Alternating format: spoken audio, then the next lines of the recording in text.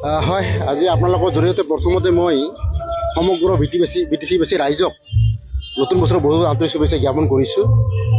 আৰু যিহেতু নতুন বছৰ পৰিছে, যাতে আমি নতুন বছৰত বিটিচিত বসবাস কৰা প্ৰতিটো জনগোষ্ঠীয়ে ভাতৃত্ববোধেৰে ঐক্যতাৰে যাতে আমি এই বছৰটো পাৰ কৰিব পাৰোঁ তাৰে কামনা কৰিলোঁ।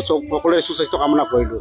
হয়, আজি যোৱাকালি আমাৰ সন্মানীয় বিটিচি প্ৰধান হাগ্ৰামা মহিলাৰী দেৱ, লগতে আমাৰ সন্মানীয় মুখ্যমন্ত্ৰী হিমন্ত বিশ্ব শৰ্মা দেৱ, লগতে আমাৰ সন্মানীয় মন্ত্ৰী জয়ন্তমল্ল বৰুৱা দেৱে ইতিমধ্যে মোৰ লগত আলোচনা কৰিছে। আৰু মোৰ লগত আলোচনা মৰ্মে আজি যি এটা নতুন দায়িত্ব অৰ্পণ কৰিলে, মই বহুত বহুত ধন্যবাদ জ্ঞাপন কৰিছোঁ মোৰ আন্তৰিকতাৰে।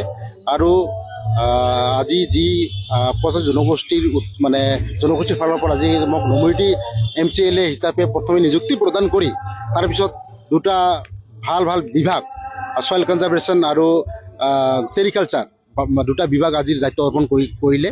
তো এই ক্ষেত্ৰত মই বহুত ধন্যবাদ জ্ঞাপন কৰিছোঁ। লগতে যি বিটিচি প্ৰধান যি হাগ্ৰামা মহিলাৰ যিটো সপোন, বিটিচিত বসবাস কৰা প্ৰতি জাতি জনগোষ্ঠীৰ মাজত ঐক্যতাৰে বা ভাতৃত্ববোধেৰে আমি বিটিচিখন চলাই লৈ যোৱা, আৰু তেখেতৰ যি মটো, এই মটৰ ওপৰত মই যিখিনি কৰিব লগা মই নিশ্চয় আন্তৰিকতাৰে কৰি যাম। আৰু যি দুটা মই নতুনকৈ বিভাগ পালোঁ, এই বিভাগৰ আওতাত যিখিনি কৰণীয় কাম নিশ্চয় মই আন্তৰিকতাৰে নিষ্ঠা সহকাৰে কৰি যাম।